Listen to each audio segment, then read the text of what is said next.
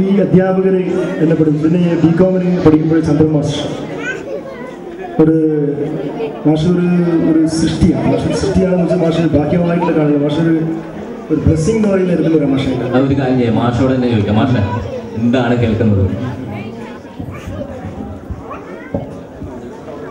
ഇവിടെ പഠിച്ച കുട്ടികൾ, ജോലി ചെയ്യുന്ന കുട്ടികൾ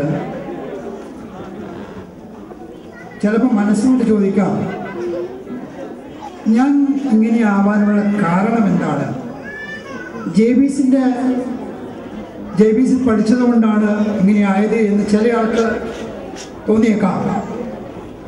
പക്ഷെ എന്നെ സംബന്ധിച്ചിടത്തോളം ഞാൻ ഏകദേശം 30 വർഷം ജോലി ചെയ്തിട്ടുണ്ട്. ജവഹർ മാഷ് പരിചയം ചെറുതായിട്ടേ ഉണ്ടായിരുന്നുള്ളൂ. പക്ഷെ പരിചയമില്ലെങ്കിൽ എൻ്റെ കല്യാണത്തിന് ജവഹർ മാഷ് വന്നിട്ടുണ്ട്. അന്നേ വർക്ക് ചെയ്തില്ല.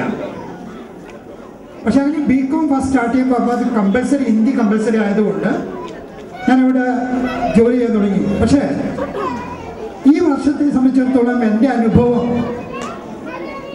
പറയുകയാണെങ്കിൽ എൻ്റെ കഴിഞ്ഞ കാല ജീവിതത്തിൽ ആ ഒഴുക്കിൽ പല തടസ്സങ്ങളുണ്ടായിരുന്നു.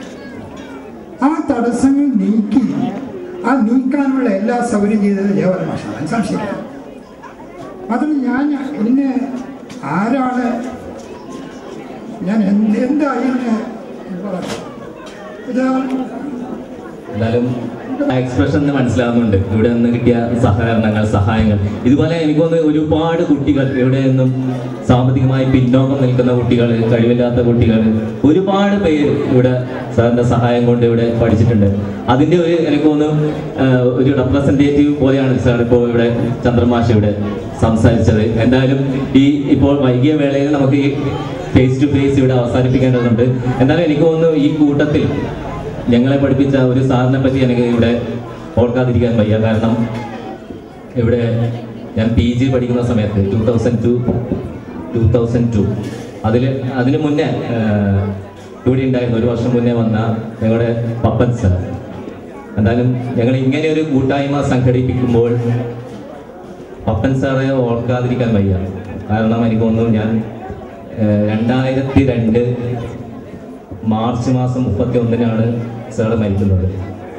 അത് എന്നെ സംബന്ധിച്ച് ഒരു ഭയങ്കര വേദന ഉണ്ടാക്കിയ ഒരു കാര്യമാണ്.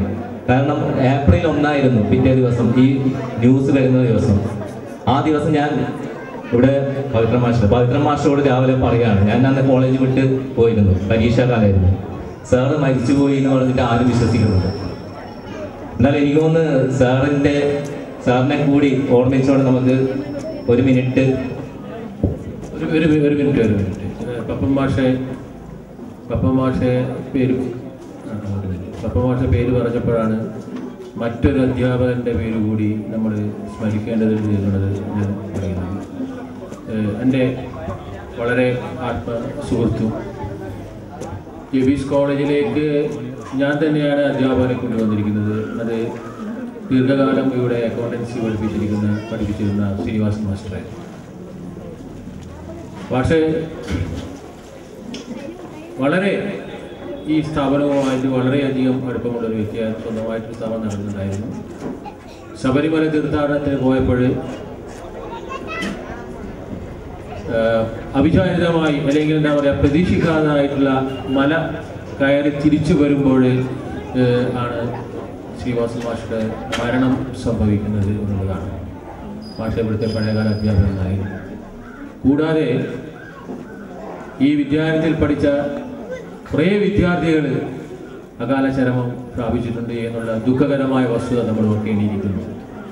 ഈ ചടങ്ങ് ആരംഭിക്കുന്നതിന് മുൻപായിട്ട് അത്തരം വ്യക്തികളുടെ, അധ്യാപകന്മാരുടെയും വിദ്യാർത്ഥികളുടെയും ആത്മാവിനെ നിത്യശാന്തി നൽകേണ്ടതായിരുന്നു. അത് സംഘാടകരെ ശ്രദ്ധിക്കേണ്ടതായിരുന്നു. എന്തായിക്കൊള്ളട്ടെ, അതിന് സമയം കഴിഞ്ഞിരിക്കുന്നു. ഈ സെഷന്റെ സമയം കഴിഞ്ഞിരിക്കുന്നു. അടുത്ത സെഷൻ ഈ ഉച്ചയ്ക്ക് ശേഷം, ഭക്ഷണത്തിന് ശേഷം, പിന്നെ നമ്മുടെ ഈ അടുത്ത സെഷൻ ആരംഭിക്കുമ്പോൾ ഇക്കാര്യം പ്രത്യേകം ഇവിടുത്തെ സംഘാടക സമിതി ഓർമ്മിക്കേണ്ടിയിരിക്കുന്ന വിനീതമായിട്ടുള്ള ഒരു അഭ്യർത്ഥന ഞാൻ നിങ്ങളുടെ മുമ്പിൽ മുന്നോട്ട് വെക്കുകയാണ്. എന്തായാലും ഉച്ചയ്ക്ക് ശേഷമുള്ള സെഷനിൽ സ്മരണാഞ്ജലി എന്ന ഒരു സെക്ഷൻ സംഘടിപ്പിച്ചിട്ടുണ്ട്. അതിൽ നമുക്ക് കൂടുതൽ കാര്യങ്ങൾ സംസാരിക്കാം. ഞാനിപ്പോൾ പരിചയമുള്ള ഒരു സാറിനെ പറ്റി പറഞ്ഞതേ ഉള്ളൂ. എന്തായാലും ഇപ്പോൾ ഭക്ഷണത്തിൻ്റെ സമയമായി. ഇവിടെ എല്ലാം റെഡിയായിട്ടുണ്ട്, ബുഫയാണ്. അപ്പോൾ ഇങ്ങനെയൊരു കാര്യത്തിന് ഓർമ്മിച്ച് ഇങ്ങനെ ഒരു ഉത്തരവാദിത്തം ഏൽപ്പിച്ചതിന് ഞാൻ എൻ്റെ സംഘാടകരോടും അധ്യാപകരോടും നന്ദി പറയുകയാണ്. Thank you.